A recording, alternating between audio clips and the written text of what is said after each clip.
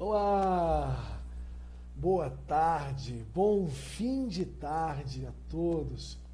A gente tem uma novidade maravilhosa aqui, né? A nossa live da Abrace ganhou uma leveza, ganhou um novo tempo, né?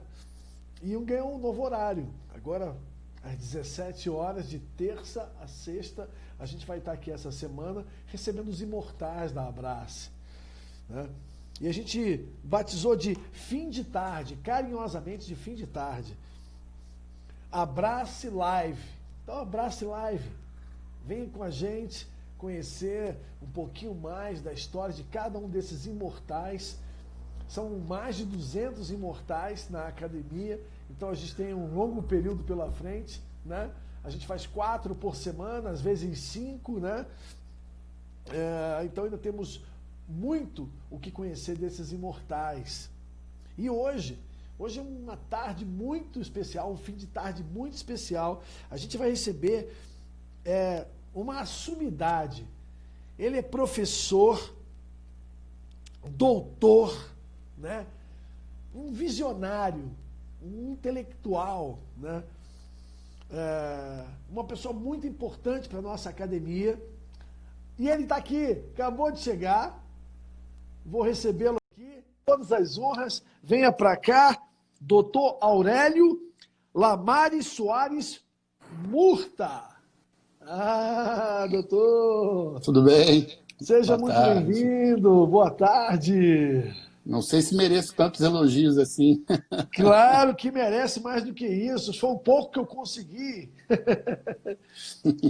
Doutor, a gente está estreando um novo tempo aqui na Abrace, com essa nossa live maravilhosa. A gente resolveu fazer aqui na parte da tarde para ter um público também diferenciado, né? Uma estabilidade melhor na internet, esses nossos... Opa, o pessoal está chegando aí. Esses nossos vídeos, eles ficam gravados, eles sobem para o nosso canal no YouTube, o canal da Abrace, né?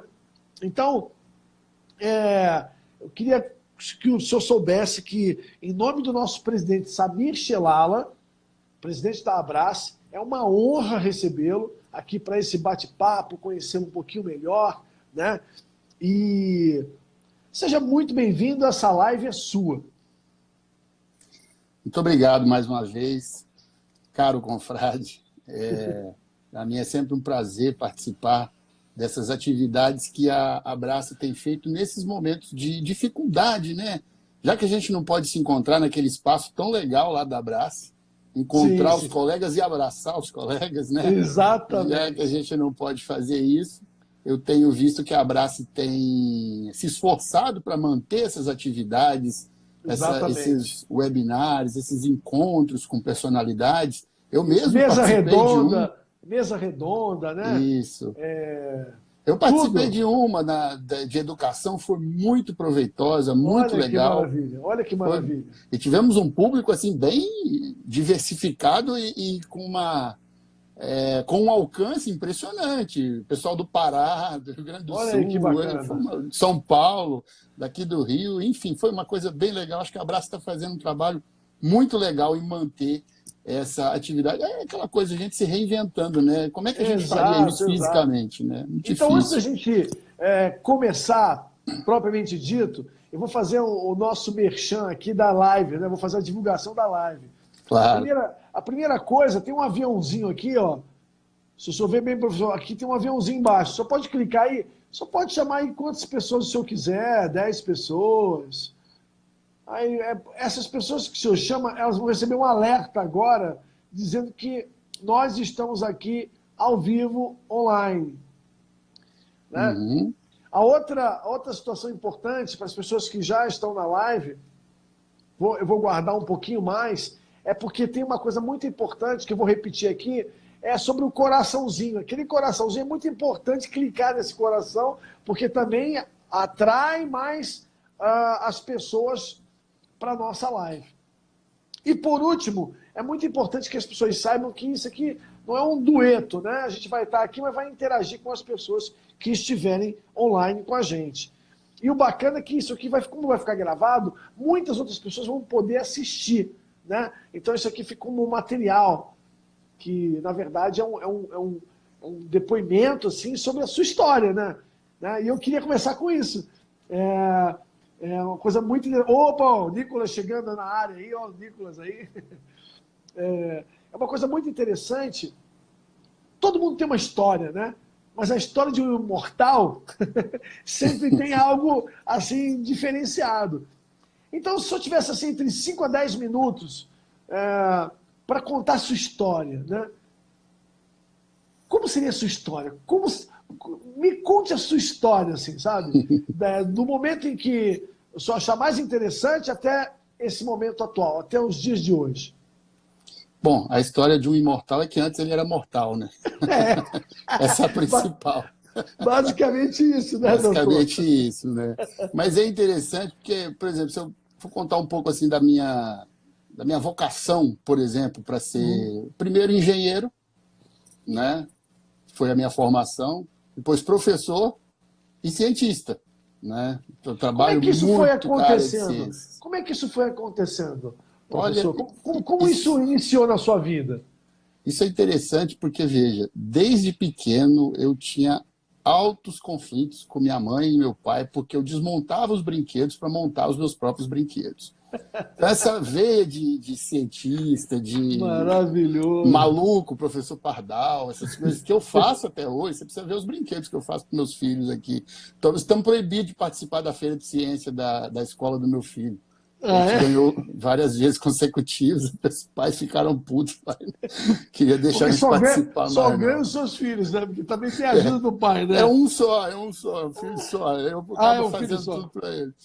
Então, o que acontece? Essa coisa de querer criar as minhas próprias coisas, fazer as minhas Aham. invenções dar certo, desmontar brinquedos e tudo mais, ali minha mãe já identificava ali uma veia ou de cientista ou de engenheiro, alguma coisa assim. Tentei até me aventurar em outras áreas, na época de vestibular, do antigo vestibular, né? Mas não deu muito certo, não. Foi a faculdade de engenharia que estava na veia. E o interessante é que alguns tinham muita dificuldade na faculdade de engenharia e eu não tinha tanto. Eu acho que era por causa da vocação mesmo, da Sim. aptidão com a área de matemática, a área de ciências exatas, assim, que eu tinha uma relativa facilidade. E eu decidi dar continuidade aos estudos depois de formado, para expandir a área da ciência de uma forma mais formal, vamos dizer assim, né? Sim. Então, eu fiz o meu mestrado lá no Instituto Militar de Engenharia, na área de Engenharia de Transportes e Logística, né? Então, foi um local que abriu bastante os meus olhos e a cabeça para a área de ciências mesmo, para a área de publicação, para a área de desenvolvimento científico e tecnológico, né? Então, foi uma coisa bem interessante e dei continuidade aos estudos, doutorado, pós-doutorado. Acho que a gente vai depois falar um pouquinho mais à frente, né? Sim, sim. Mas eu acho que a história de vida está muito assim, ligada à ciência. Tem uma coisa também um pouco ligada à arte. Eu, por exemplo, aprendi a tocar violão sozinho, né? Nunca Olha entrei aí. numa aula, aprendi a tocar violão. O pouco que sei, por favor, vocês não vão me cobrar isso depois, tá? O pouco que sei eu aprendi sozinho, né? Época de faculdade, só para você ter ideia, eu cheguei a tocar em banda. Olha só, que Então bacana. tinha uma diversão, então é Então uma é um coisa músico autodidata também, né? autodidata, um pouco que sei, tá? Que maravilha. E tá bem ligada, assim, então, a minha vida, muito ligada a essa área Como é que o senhor vê, da por exemplo, ciência. essa questão, já que o senhor é das ciências e tudo mais, como é que o senhor vê essa questão, por exemplo, do apoio às pesquisas no Brasil, né? A gente passou por um processo aí bastante difícil, né? Dentro da área da ciência. Qual é a sua opinião em relação a essa questão do apoio aos cientistas no Brasil, né? A ciência, no modo geral, no Brasil, bolsas e tudo mais, né? De estudo, todas essas questões que ficaram um pouco assim, né? À margem nesse primeiro momento, né? Uhum. Olha, se você pegar a história da civilização dos países, todos aqueles países que tiveram grandes dificuldades na sua vida, e olha que o Brasil nem teve tantas dificuldades, eu estou falando de países assim, que saíram de guerras, de conflitos e tudo mais, ou eventualmente de outras questões, assim, até de catástrofes ambientais, ou, enfim, coisas assim que deixaram o país arrasado. Esses países, como mostra a história, eles investiram maciçamente para sair dessas crises em educação e ciência. Olha aí. Ciência / tecnologia. Né? Então, investiram maciçamente no aumento da capacidade de criação de produtos com alto valor agregado.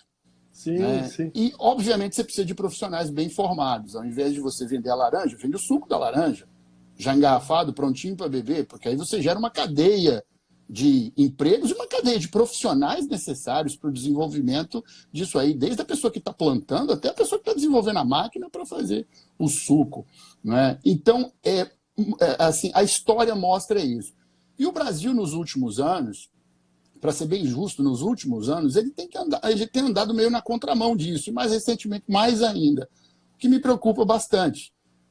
Nós temos redução do orçamento para ciência e tecnologia no Brasil, ele vem sendo cortado, contingenciado gradativamente, o que me preocupa bastante, porque é justamente um momento que o Brasil estava preparado para dar aquele salto de qualidade, se colocando aí como um país verdadeiramente dentro da ciência, verdadeiramente protagonista da ciência no mundo, e ciência se faz com dinheiro, precisa de dinheiro para pesquisa, precisa comprar equipamentos, precisa eventualmente contratar profissionais, disponibilizar diversos tipos de insumos, isso custa dinheiro. Mas é um dinheiro que futuramente ele vai voltar para o país, em patentes, em melhoria da qualidade de vida da população. E se não houver esse investimento, o que a gente vai ver é justamente o contrário, é o profissional se formar aqui e sair para ir trabalhar em outro país, onde é país esse que dê melhores condições para ele fazer a sua ciência. Né? O que é péssimo, você imagina bem, a gente gastar uma fortuna para colocar um cara aqui bem formado e depois ele simplesmente sair para ir colocar a sua ciência em outro país. Nossa, isso aí é o fim da picada, na minha opinião. Verdade, professor. Olha, eu vou dar uma pausinha aqui no nosso papo, porque entrou aqui, né, para lhe prestigiar o nosso presidente, Sami Xelala. O doutor Sami Xelala entrou na nossa live aqui. Né, tá dizendo que, ó, seja bem-vindo, doutor Aurélio. Isso. Grande prazer. Obrigado, doutor Sami. Obrigado. Então, estamos todos aqui conectados aqui nesse fim de tarde, né, na Abrace Live. Nós resolvemos ter essa evolução. Eu não vou dizer nem mudança, mas uma evolução, porque a gente achou importante também ter essa visão mais leve, né? A gente estava numas lives assim, que eram quase que meio dramáticas, né? Mas a gente percebeu que também tem esse lado, por exemplo, o que o senhor acabou de falar, olha a importância disso, né? Do investimento na ciência e na tecnologia, como falta isso, e que isso fique registrado aqui como um apelo nosso, né? Da Abrace, para que isso chegue aos ouvidos de quem pode dar uma solução, porque é muito importante esse ponto, realmente. Inclusive agora, né, com o combate à Covid, com tudo isso, a ciência é uma das nossas maiores riquezas nesse país. E seria realmente, como o senhor falou, muito triste perder essa riqueza, né, essas riquezas naturais, para outro país, né? São esses cientistas que acabam tendo que morar em outros lugares se não encontram aqui apoio suficiente para os seus trabalhos. Não é isso, doutor? Isso. Veja você que os institutos de pesquisa, principalmente os institutos de pesquisa desta área, né, específica, que carece as informações aí, o desenvolvimento de vacinas ou tratamentos, né, para a Covid, você observa que são institutos de pesquisa que precisam, de fato, de ciência, precisam de recurso para poder fazer, quer seja instituto dentro das universidades públicas ou não, né? Eles estão à frente disso. E em parceria, inclusive, com os maiores institutos de pesquisa, estão pesquisando o mesmo assunto em outros países. Ou seja, compartilhando o conhecimento daqui para lá e de lá para cá. O que demonstra que a gente não fica atrás em nada de outros países. O que a gente precisa, de fato, é de investimento nessa área, porque profissionais gabaritados para isso, com certeza a gente tem, e a gente está formando mais. Então, isso não pode parar. Não é? Verdade. É muito importante manter isso. E quando você... E quando você faz você cria, por exemplo, algum desinvestimento numa área dessa, numa área qualquer da ciência, você demora um tempo muito grande para recuperar isso depois. Porque você cria um hiato, você para de formar profissionais. Esses profissionais que estão na ativa, uma hora vão se aposentar, vão pendurar a chuteira. E aí, aqueles que substituiriam não existem, porque criou-se um hiato. Então, veja, para você recuperar isso aí, é uma coisa complicada. Já vi isso acontecer algumas vezes em algumas áreas e realmente é temerário que isso aconteça novamente. Tomara que não. Com certeza, tomara que não. E a gente também estava falando sobre esse assunto aqui, que eu vou até ler aqui o que o Samir está falando aqui, é que a gente está aprendendo muito com as lives, né, nesses novos tempos, né, e a gente acaba saindo mais fortalecido disso tudo por conta dessa iniciativa, não só dessas lives nossas, como das outras iniciativas da Abrace, né, a mesa redonda que o senhor participou, né, e outras iniciativas nossas. Vai ter o debate agora, vamos lançar um debate, que é muito legal, o debate para que a gente possa colocar um assunto em questão e com dois imortais debatendo entre eles a questão né, daquele debate e entre outras ações que a Abrace vai estar fazendo. Então, realmente... Isso é muito interessante. Eu fico muito feliz em estar descobrindo quem são esses imortais, né? Porque isso é que é bacana, né?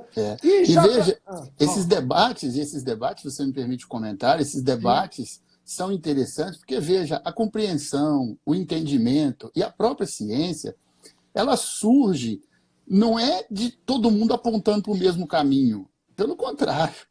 Muitas vezes a ciência, um conhecimento, um entendimento de alguma coisa surge com pessoas apontando para caminhos diferentes. Porque o contraditório precisa ter espaço também. Já pensou se todo mundo concordasse comigo? O mundo seria muito ruim. Exatamente. Eu quero que discordem de mim, mas dentro, obviamente, da ciência, da tecnologia, das técnicas. Não é assim, eu não concordo contigo, mas por quê? Não, porque eu não concordo. Então, não existe isso, não pode ser assim. O debate é interessante, o debate se constrói, né? Exato. O contraditório se constrói, aliás, o conhecimento, a ciência se constrói com o debate, com o contraditório. Acho muito importante. Porque opinião é uma coisa, conhecimento é outra. Exato. Opinião, cada um tem a sua. Agora, conhecimento, que é o que a gente trata de compartilhar entre os imortais, é uma outra situação, né? O que a gente está fazendo aqui. E tem gente que corrobora assim com o que o senhor fala, como diz aqui, uma confrade nossa, que é uma imortal também, através de um perfil que ela tem, né? Que eu não vou me calar, que diz assim, enquanto não tomarmos consciência disso, vamos continuar importando tecnologias e até mão de obra especializada de fora. Tem uma situação que muitas vezes não sabemos reconhecer nos nossos profissionais. E é verdade, porque enquanto a gente não dá valor aos que a gente tem, né, a nossa ciência, a nossa história, a nossa tecnologia, né, basicamente a gente vai perder grandes talentos. Né? Não há sombra de dúvida. E eu já vou fazer uma pergunta em cima disso para a gente dar continuidade aqui. Dentro dessa esfera, como é que o senhor vê a importância da academia, das academias dentro de uma sociedade, dentro de um contexto social, dentro de um país? Qual a importância, por exemplo, da Abrace, uma academia centenária, que tem mais de 200 acadêmicos imortais, inclusive fora do Brasil, né? Que moram fora do Brasil hoje? Qual é a sua visão? Pois é, a minha visão com certeza é muito clara em relação a isso. E vejam, uma das importâncias nós até já comentamos aqui. que é ser este espaço de debate, esse espaço de discussão, esse espaço de reunião, né, de agrupamento de ideias contraditórias ou no mesmo sentido que seja. Esse espaço é muito importante. E a academia, de certa forma, por conseguir juntar todo esse intelecto, vamos dizer assim, Sim. porque são pessoas que realmente são experimentadas, as pessoas que participam da academia já comprovaram o seu valor para a sociedade, senão não estariam na academia, claro. Exatamente. Né? Exatamente. A gente passa por um crivo, né, de entrar, a gente passa por um Um vestibular. super crivo. Né? E tem gente que até está crivada até hoje. Tem gente que não sabe por que ainda não entrou na academia. Pois é, a gente passa por um vestibular. Eles ficam nervosos, eles ficam nervosos. Mas o Michel disse que eu entraria, mano. Você não chegou lá em cima, foi reprovado, volta tudo para baixo de novo. Porque não é uma pessoa que escolhe, né? Existe todo um conselho. Que faz todo um estudo. Então, a pessoa tem que entender. E essas suas palavras são geniais, porque elas definem o nosso processo de escolha dos acadêmicos. É exatamente o que o senhor falou. Exatamente. Temos que, além de fazer um vestibular, né, para entrar, nós temos que também defender um memorial de tese, né, alguma coisa assim nesse sentido. Né? Afinal de contas, a gente passa por uma avaliação do conselho, como você bem disse. Então, pegando o gancho nisso aí, você observe que os profissionais que estão nas academias, como a Abrace, que é uma academia centenária, que consegue juntar aí esses profissionais experimentados que já comprovaram seu valor para a sociedade, isso é uma coisa maravilhosa, porque qual outro fórum de discussão, qual outro local conseguiria agrupar tantas pessoas de áreas diversas, com notável ou notória sabedoria, e conseguir colocar eles ali para discutir, para fazer um debate, para expor suas ideias, receber a contradição, receber o público, as perguntas do público, por exemplo, as mesas redondas, né? Nós estávamos lá com uma quantidade enorme de pessoas fazendo perguntas, cada pergunta mais legal do que a outra. Você vê que ali o pessoal estava perguntando no intuito de aprender mesmo, que é muito importante para mim, que sou educador, isso é um prato cheio, né? Né? Então, é muito interessante isso aí, e eu acho que as academias, né, para não ser injusto com as outras, né, tanto o Abraço quanto outras, elas têm um valor significativo para a sociedade e devem se continuar esse trabalho. A academia ela não pode deixar de existir nunca, jamais ela pode deixar de existir, porque ela tem um trabalho, eu diria, essencial para a sociedade, para o crescimento de nós enquanto sociedade. Eu li aqui uma colega dizendo aqui que a gente tem que parar com aquela história de não valorizar os profissionais, importar profissionais. É importantíssimo isso. Veja, o Brasil fica... Isso é um retrocesso, fazer isso é um retrocesso. Né? É um retrocesso, porque nós temos aqui tecnologia, nós temos profissionais, nós temos a academia e a academia universitária também, de certa forma, presente, de excelente qualidade, nós temos. Aceito críticas diversas, claro, mas ela presta um papel muito importante para a sociedade e cria mecanismos de conhecimento, de propagação do conhecimento que são muito importantes. Se você observar em todos os profissionais formados na história do Brasil, você vai encontrar pessoas excepcionais. Eu não vou nem começar com o Santos Dumont, não, né? Então, porque seria uma coisa até... Mas, assim, se você pega de outras áreas diversas, da área de medicina, de arquitetura, de engenharia... Literatura, vamos falar de Mário de Andrade. Falar de Mário de Andrade, por exemplo, a gente... Pois é. Pois é, exatamente. O patrono da minha cadeira... Eu ia falar sobre isso agora. Que era uma sumidade na sua área, né? Se não me falha a memória, do Nascimento e Silva. Exatamente, um dos pioneiros do estudo. Cadeira número 38. 38. Como é que o senhor se sentiu quando ocupou a cadeira justamente do Alfredo Nascimento e Silva? Qual foi a sensação? Olha, antes disso, eu procurei saber quem ele era. Porque como ele não é da minha área, aí eu Sim, me senti sim. até tranquilo em assim, falar, bom, não é ignorância minha eu não saber, porque de fato ele não é da minha área. Mas quando eu Sim. fui olhar as pesquisas, os estudos que ele fez, o desenvolvimento científico que ele fez, eu fiquei impressionado. É um brasileiro que, de fato, deveria ter um reconhecimento, se não tem, como merecido, deveria ter. Esse é mais um exemplo, né, de um brasileiro que se destacou em suas pesquisas, né, E na área também aí da está a tuberculose. importância das academias, porque ela tem esse Exatamente. cuidado de De reconhecer, imortalizar ele. de imortalizar e conhecer. Né? Exatamente. Estudos na área de uma doença que impressionante, até hoje mata, né? Tuberculose. Ele fez vários Sim. estudos pioneiros que levaram ao desenvolvimento do tratamento da tuberculose. Se a gente parar para ler, fazer uma pesquisa mais extensa sobre os trabalhos dele, você vai ver que ele foi de suma importância. As pesquisas dele foram de suma importância para o desenvolvimento da cura, né, do tratamento, da terapia completa da tuberculose. Né? Ó, mas o senhor falou aqui que podiam criticar, mas ninguém está ali criticando, então é elogiando aqui, ó, o meu grande amigo de escola, doutor Aurélio Lamari, sensacional, diz a Cris. Cristina Almeida, Isso. caríssima colega do Colégio Bituruna de Governador Valadares, lembro dela sim. Olha que bacana. Agora, uma coisa que às vezes me perguntam, né? O senhor já tinha estudado muito, já tinha trilhado o caminho da educação de maneira assim feroz, né? De forma voraz, e ainda assim fez um pós-doutorado em planejamento energético ambiental. O que é isso? O que leva uma pessoa, depois de estudar tanto, fazer um pós-doutorado em planejamento energético ambiental? O que despertou esse desejo, essa vontade, doutor? Para te falar a verdade, esse aí eu já terminei, eu estou fazendo outro, tá?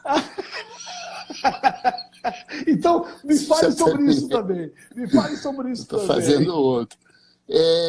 Esse pós-doutorado, o mestrado e o doutorado que eu fiz foi na área de logística e transporte, especificamente a área de logística e transporte. Uhum. E em ambos os casos, tanto no mestrado quanto no doutorado, os estudos meus da área de logística e transporte flertaram um pouco com a área de energia. Então, quando chegou a hora, eu disse, eu vou fazer agora um estudo mais aprofundado para ver essa interface da área de logística, da área de transporte especificamente, com a energia. Afinal de contas, o sistema de transporte é um enorme consumidor de energia. Né? Então, essa foi a motivação principal para estudar esse tema aí. Afinal de contas, uma mente que se expande, ela nunca mais volta ao tamanho que era. E talvez as pessoas não entendam que exatamente por isso a importância do conhecimento. Né? O conhecimento, ele transforma e amplia nossas visões. Então, isso é muito bacana. Né? É muito legal. E o outro pós-doutorado agora que eu estou fazendo está dando continuidade um pouco mais nesses estudos da área de energia para a logística, né? Mas versando um pouco mais sobre essas novas tecnologias, veículos elétricos, que é uma coisa que chegou para ficar e a gente vai ter que se preparar aí. Quer dizer, eu sempre costumo brincar com os meus alunos e com os colegas que gostam dessa área, que eu falo assim, você já pensou se todo mundo resolver comprar um carro elétrico, a gente plugar isso na rede, será que a rede vai aguentar? Então tem estudos que precisam ser feitos para isso, né? Então acho que é um tema bem interessante. Olha, nós temos aqui uma pergunta na tela parada aqui que eu faço questão de ler, porque ela vem de um confrade nosso também, né?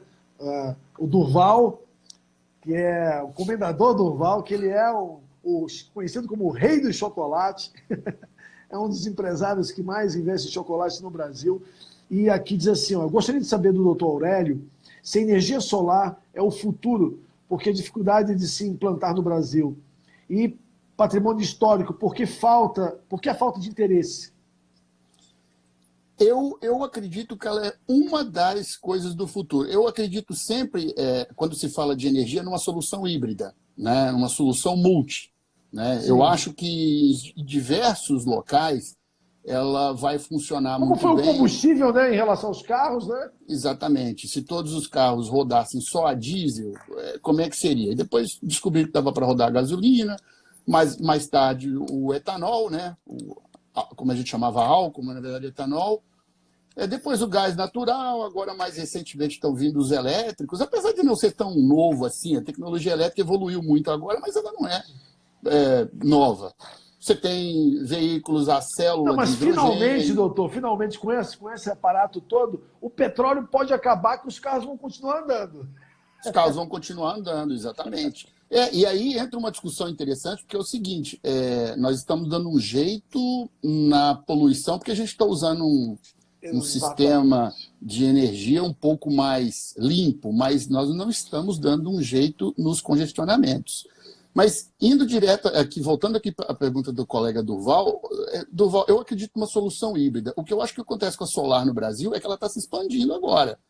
Com a popularização dos preços das placas solares e dos equipamentos, está Vai melhorar aumentando muito, vai o melhorar uso e muito. está Porque melhorando. ainda, Agora tem que ainda é caro, melhorar, né? tem que melhorar muito ainda.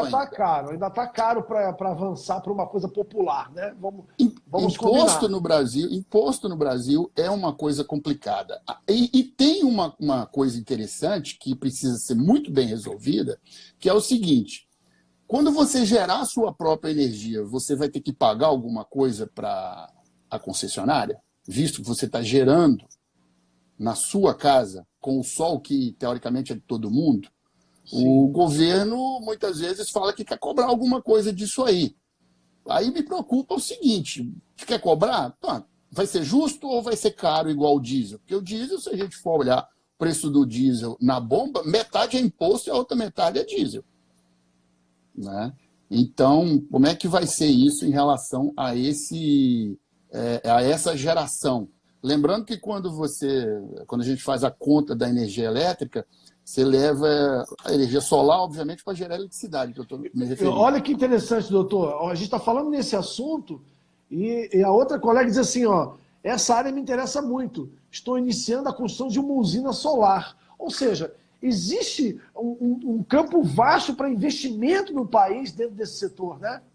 E várias empresas estão vindo para cá trazendo tecnologia, principalmente empresas chinesas, porque tem Sim. maciço domínio da produção de placas solares, de componentes diversos, né, para energia solar.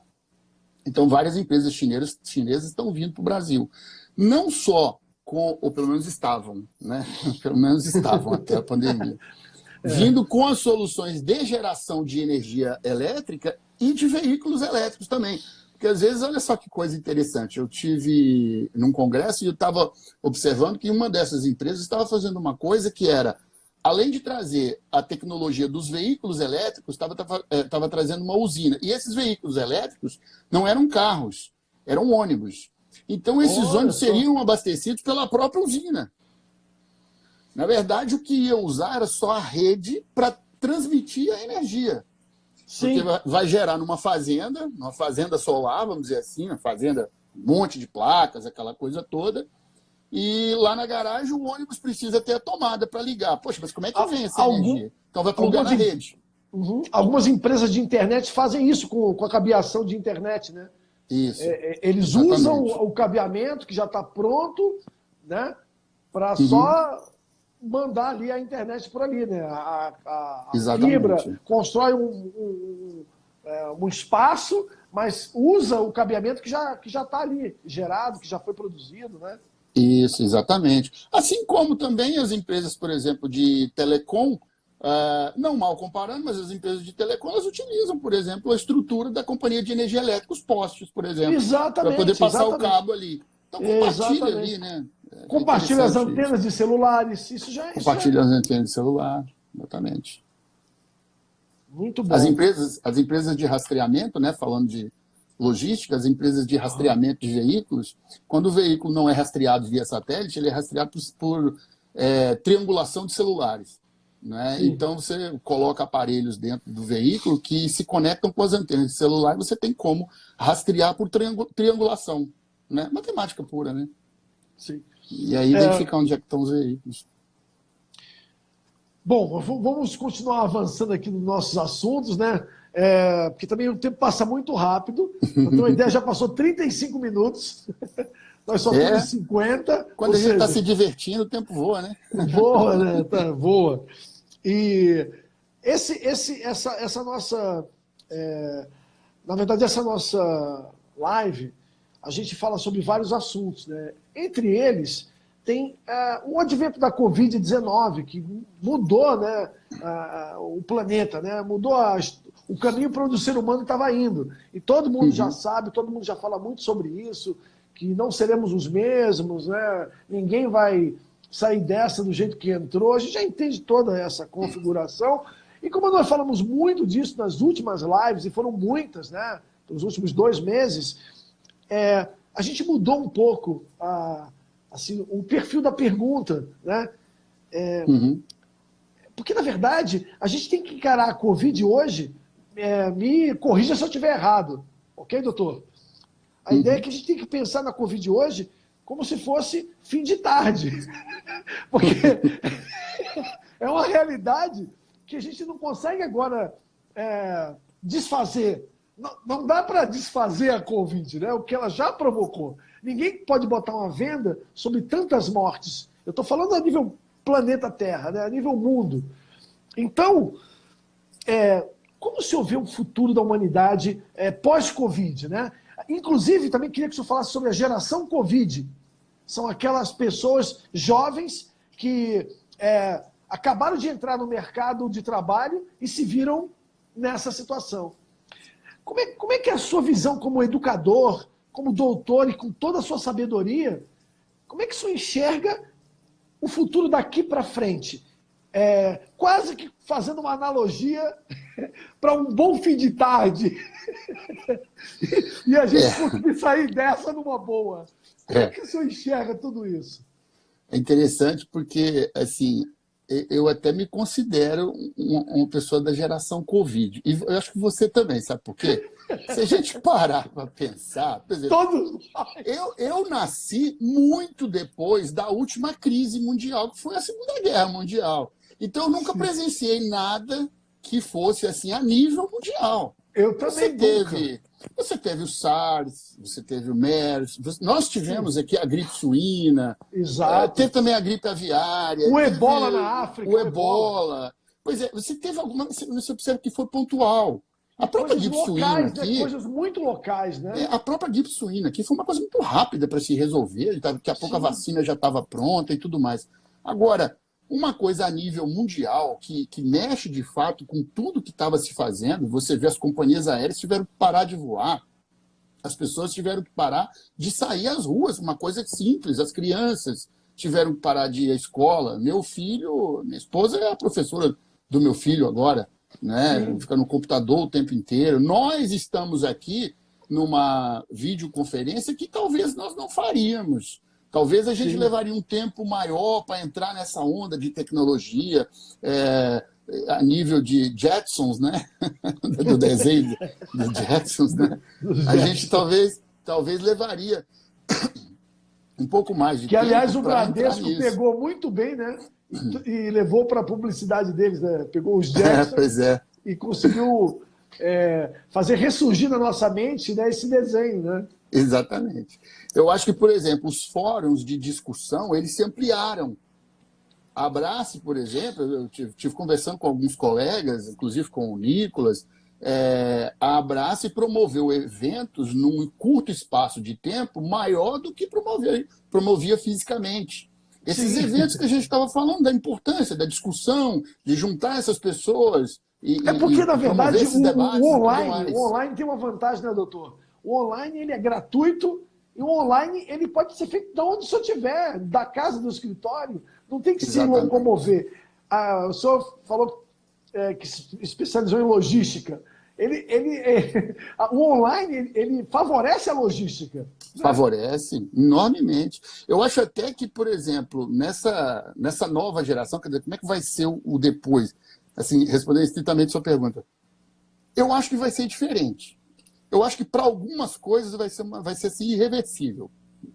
Para outras eu não teria tanta certeza.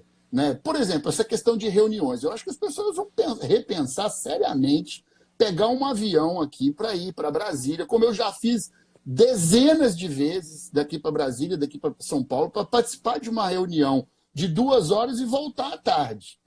Entendeu? Você vê o deslocamento, a perda de tempo, de dinheiro num deslocamento desse. Tem risco envolvido, claro, você saiu de casa, tem risco envolvido. Eu, particularmente, não tenho medo de voar de avião, não, mas tem risco envolvido e tudo mais. Sem falar na perda de tempo. Nós que moramos em cidades grandes, no Rio de Janeiro, por exemplo, daqui para o aeroporto é 1h30, 2 horas. Depois mais 2 outras horas para voltar. São 4 horas que você fica ali dentro do carro ou dentro do transporte por aplicativo, né, de uma forma geral, do táxi e tudo mais. Então, eu acho que isso aí, por exemplo, vai ser repensado. Eu acho que a educação, de certa forma, vai ser repensada em alguns pontos. Tá? Porque, eu acho por que exemplo, vai entrar um esse misto de rodízio híbrido. por exemplo, esse rodízio que estão propondo, doutor, o senhor como educador também, que é professor e tem essa convivência cotidiana, né, com a arte de ensinar, o senhor acha que vai funcionar esse rodízio? Por exemplo, parte da turma tem online, outra parte presencial, e depois volta o online, aí depois volta o presencial. Como é que fica o professor, né? Porque, veja bem, aquele professor vai estar completamente desgastado. Ele vai lá, ele faz um presencial, daqui a pouco ele está fazendo o online, da mesma turma que fez o presencial. O senhor não acha que isso vai ser uma confusão? Eu acho que num primeiro momento vai ser, mas veja, temos que pensar também de uma forma muito prática. Não tem outra alternativa. Não é? Qual a alternativa? Não dá para juntar todo mundo lá de novo, né? Exatamente. Você imagina bem, eu dou aula para a faculdade, para a Universidade Federal Fluminense, né? E dou aula na graduação, na pós-graduação, né? No mestrado e tal.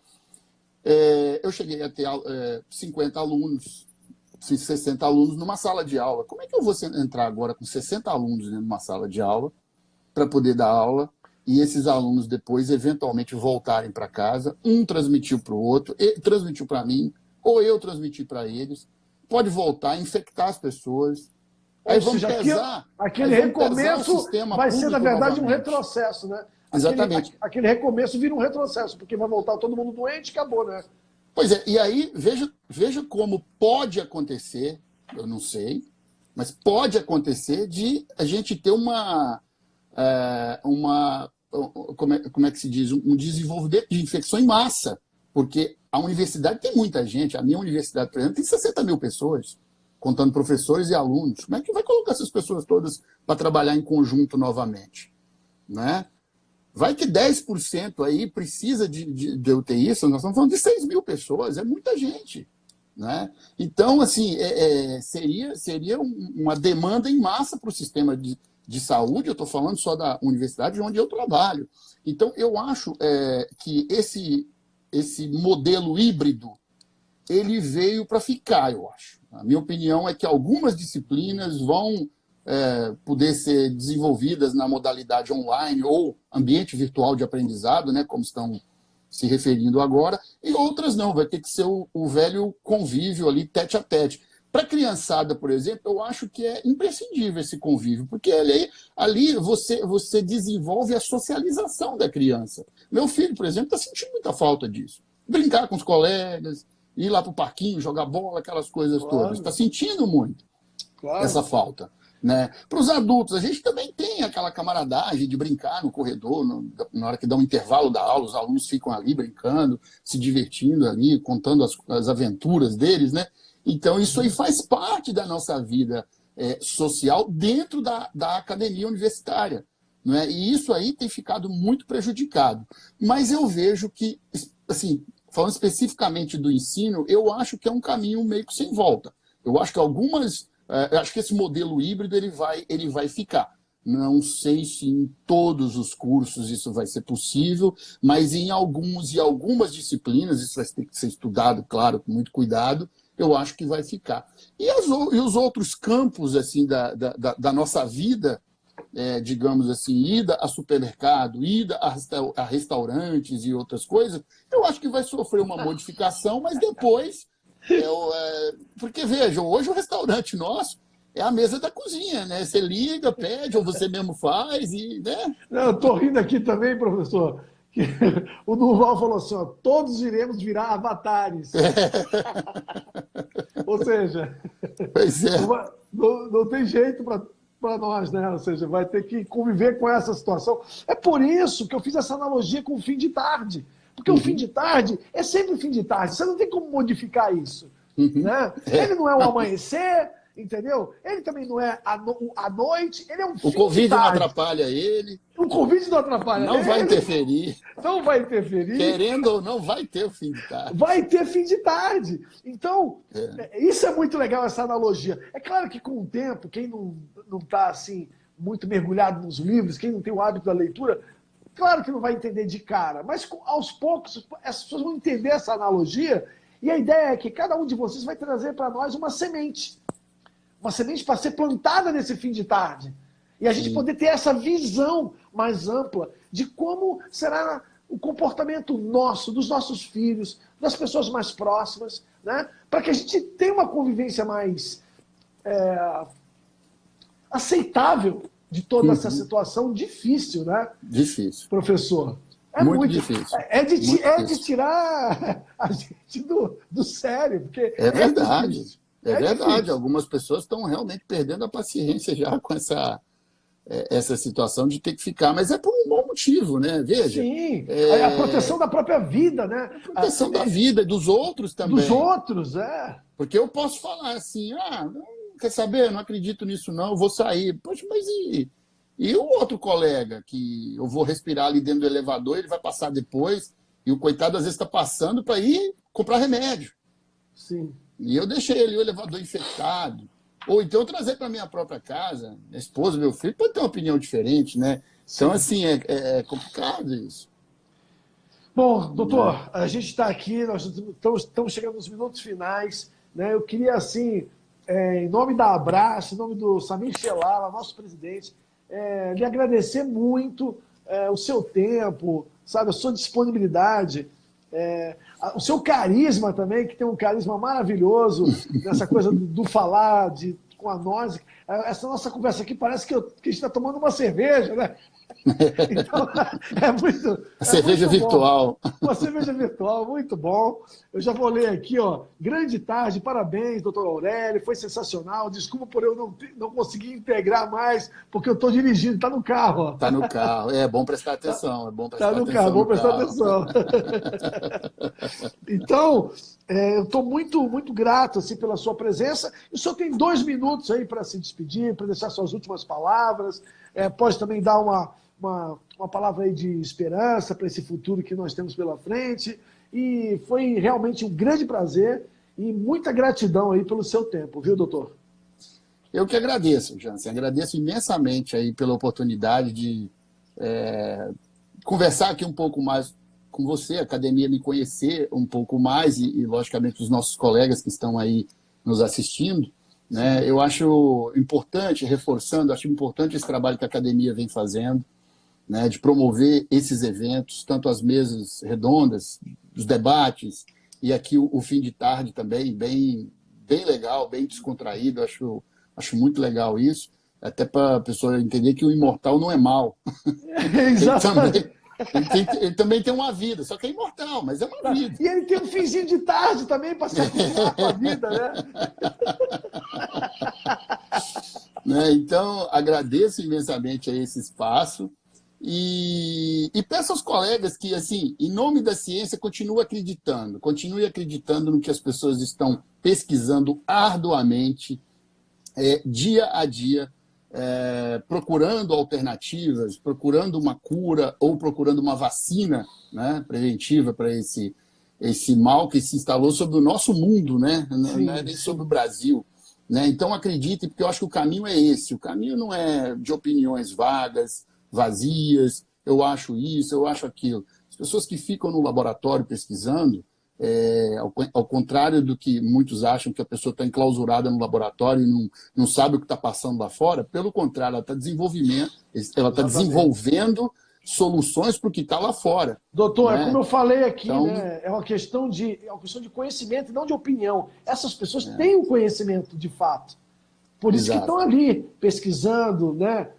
Colocando sua sabedoria em movimento. As Exato. que têm opinião, na verdade, elas não sabem muito bem do que estão falando, muitas vezes. Exatamente. Eu acho que o voto de confiança é importante, porque a ciência sempre se mostrou ao lado da população.